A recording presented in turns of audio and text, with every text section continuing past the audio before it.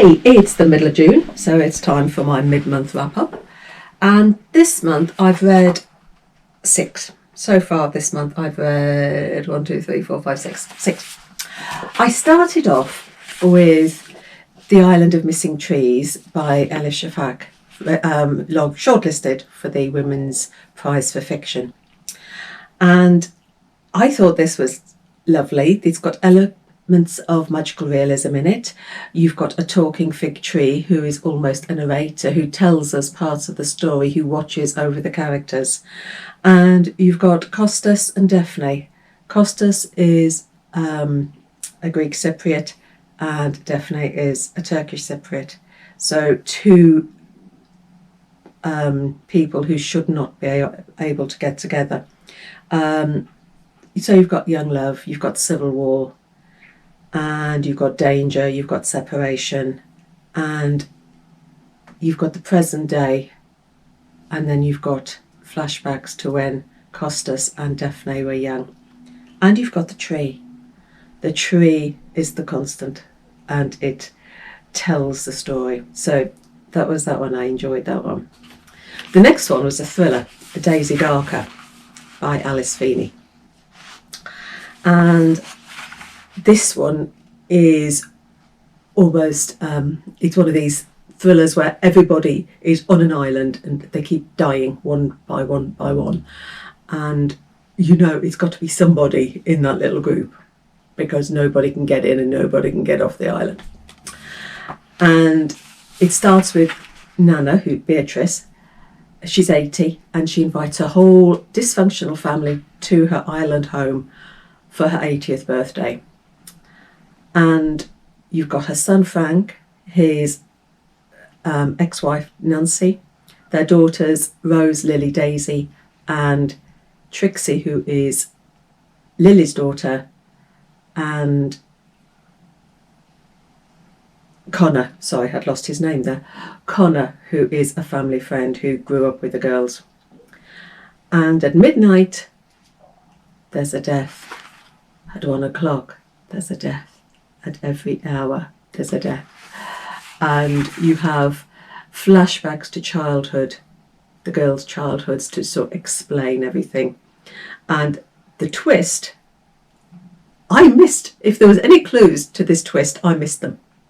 So I would make a hopeless detective, but the twist at the end I did not expect. And I really, really enjoyed that one as a thriller.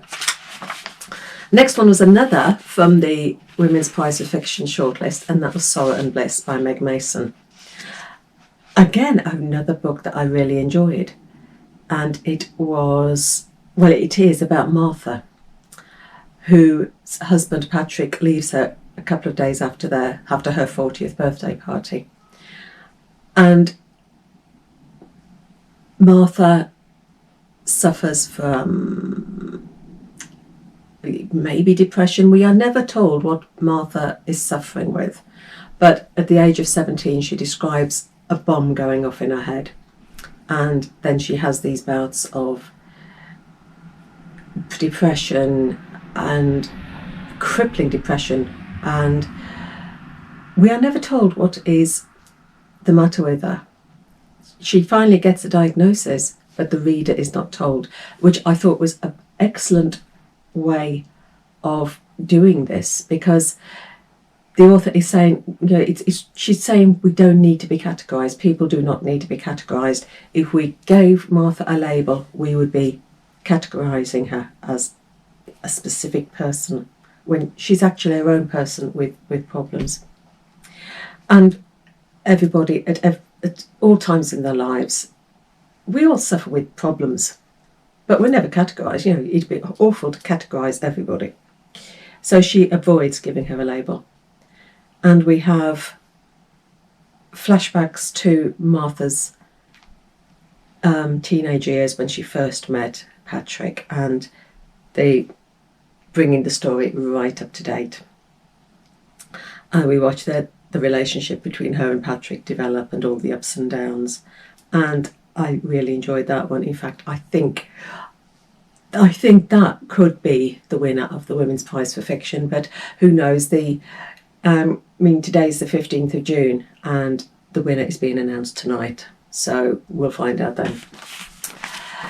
The next one I read was a middle grade book, and it was If You Read This, and this comes out in September. Sorry, I forgot to mention that Daisy Darker comes out in August. If You Read This by Kareen Getten, and it's a middle grade novel that deals with loss and grief. Bree, on her 12th birthday, is given a box containing 3 letters written by her mother, who died 3 years previously. And the letters promise her an adventure and a treasured secret. Her mother, when she was alive, was exuberant and full of adventure. Her father, on the other hand, is reserved and distant. And Bree feels that she's not only lost her mother, she's lost her father, because he is driven by work. He is working almost 24/7. And this is the story of her finding this secret. And that is a really good one. It's all to do with healing a broken family. So that's an excellent middle grade. Then I read the 730-page International Booker Prize winner, Tomb of Sand. And it's a book that is huge, 730 pages. And it's the story of 80-year-old Ma, or as she's sometimes referred to, Amma. And it's almost a story in 3 parts. We have the first part when she is almost on her deathbed. She is just constantly in bed after her husband's death. And she's in bed for 180 pages. She doesn't get up for 180 pages. And when she does get up, she's almost re-energised, and she goes and moves in with her daughter. And their relationship alters when she moves in with her daughter. And then the third part, they go to Pakistan. And it's a book with so many layers, and a lot of talk about borders. And there's lots of wordplay in there as well. Excellent wordplay. It's sort of musical and poetic, and the wordplay is lovely. And it sort of keeps you going. And the story of Amma as it develops, you need to get to the end to see where it all ties in. And the last one I read this month was one I was sent by a publisher, The Crooked Little Pieces by Sophia Lambton, and this was sent to me by the Crepuscular Press, and this is a debut novel. And it's about twin sisters, Isabel and Anna Layes, and it covers a period from after the First World War to the beginning of the Second World War, and it covers their childhood until they're in about their early 20s. And they are twin sisters, and Isabel is a musical prodigy. She's also hedonistic. She's all for her own pleasure. Everything is for her own pleasure. Anna Layes is studious. She's into science. She wants to be a psychiatrist. She has her own psychiatrist that she becomes obsessed about. And you find, as the novel progresses, your sympathies for these 2 girls change, and the character building in this is excellent.